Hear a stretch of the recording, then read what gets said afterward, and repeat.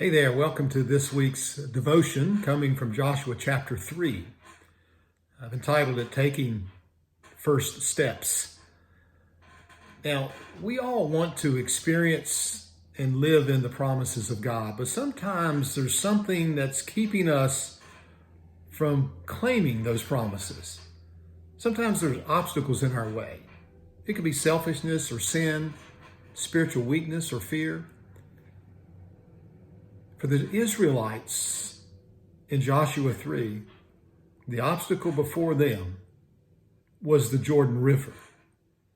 It was the obstacle between them crossing the Jordan and claiming the promise of God that they called the Promised Land. They couldn't cross the river. Now, I know what you're saying. How could a river be an obstacle?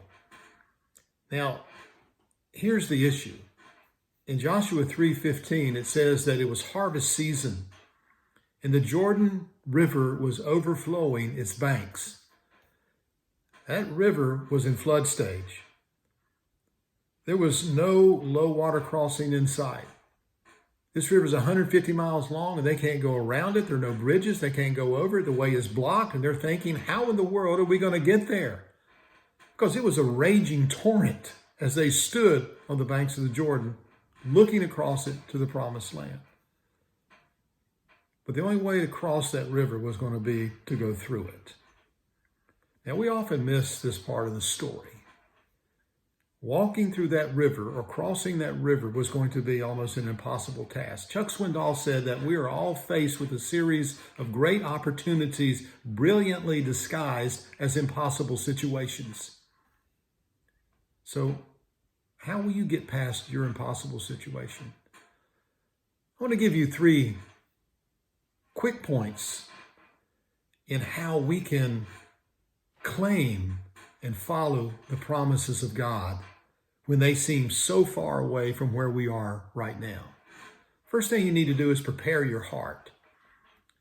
In Joshua chapter 3, verse 1, it says, Joshua rose in the morning, and he and all the sons of Israel, they set out from Shittim and came to the Jordan, and they lodged there before they crossed. So they came to the Jordan River. They spent 3 days there preparing themselves, hoping there would be some miracle to help them overcome this great obstacle. And then in verse 5, it says, Then Joshua said to the people, Consecrate yourselves, for tomorrow the Lord is going to do something mighty among you.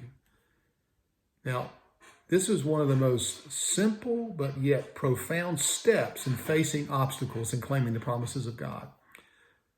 They were to consecrate themselves. Consecrate means to make or declare sacred, to set apart or dedicate oneself to the service of God. If the Israelites expected the Lord to fight for them and to give them their promised land, sin would have to be put away, and they would need to give themselves fully to the Lord. Now, this doesn't mean that you have to be perfect when you face your obstacles, but it does mean that you must deal with the things that God is showing you about yourself. So here's the question for our first point. What is God showing you about yourself that needs to be consecrated? The second thing is to focus your eyes. Now, in verse 6, it says, In the morning, Joshua said to the priests, Lift up the Ark of the Covenant and lead the people across the river. Then in verses 3 and 4, it gave them a little more specific instructions about how to do this.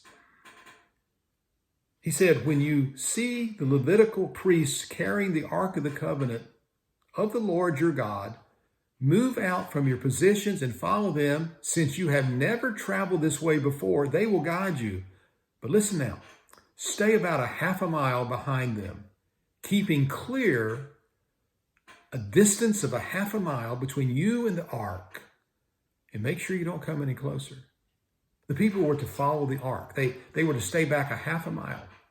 Now remember, the ark represented the very presence of God. Now, I love what happens here. I love this part of the story. Why stay back a half a mile? Well, Joshua and God wanted everyone to see the ark. It was absolutely imperative that as they faced this obstacle and entered the promised land, that they keep their eyes focused on the Lord. And the Ark of the Covenant was the presence of the Lord. And second, they were not expected to find their way on their own. They were only to go where God himself was leading them. They were to follow him. So who's your ark today? As you seek to live in obedience to the promises of God, who is your ark? Jesus said in John 10:27, my sheep hear my voice, and I know them, and they follow me. We follow him. In Hebrews 12:2, fixing your eyes on Jesus, we follow him. Now listen very carefully. Christ would never expect us to cross a river that he himself has not first crossed. There is no challenge or obstacle in life that is too great for him because he's already been there. So the first thing we do is to prepare our hearts. We consecrate ourselves. The second thing is we focus our eyes on Christ. And the third thing we need to do is we need to walk with our feet. You see, the priests were carrying this ark, and they were the first to set foot in the Jordan River.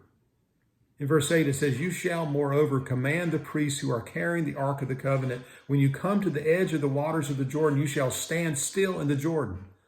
So when the priests stepped into the swift, swollen river, God intervened. Because it says in verse 16, the waters which were flowing down from above stood and rose in one heap. Sounds a little bit like the Red Sea.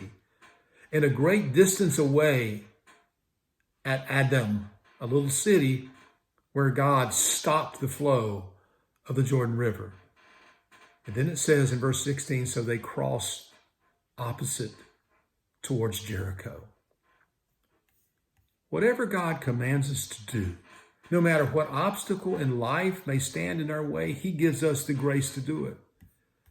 You see, the impossible becomes the possible when we choose to be faithfully obedient regardless of our fears. The Israelites had never walked this way before. They were walking a path that they had never seen.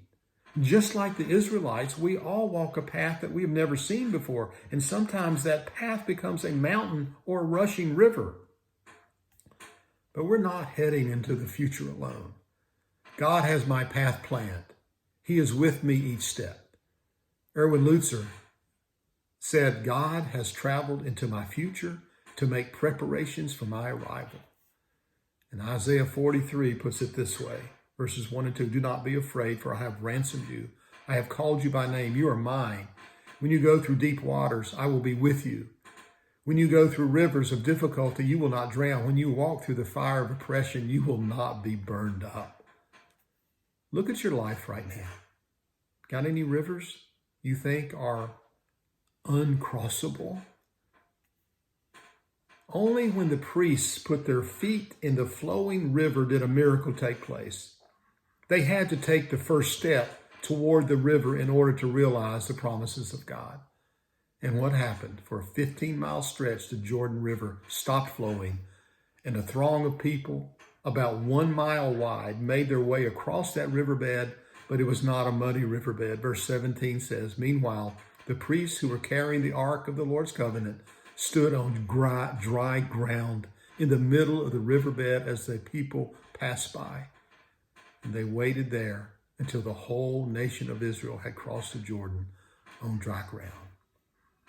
We can claim the promises of God. We can live in the promises of God. But we need to do as the people of Israel did in Joshua chapter 3. And before I close this time, I want to give you a very important update and announcement.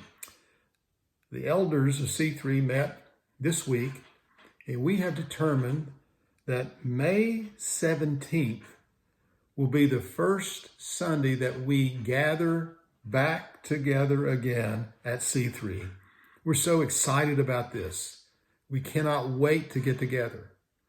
But we need to understand we're going to do it safely, we're going to do it securely, and we're going to do it in a way where we recognize and value the health of all the people who are there around us. So an email will come out within the next few days to let you know what our plan will be. And I hope and I pray that you are as excited about this as we are. A time to actually come back together and corporately worship the Lord together at C3. Please be praying about this. Encourage one another. Stay safe and well. And check your emails. God bless you.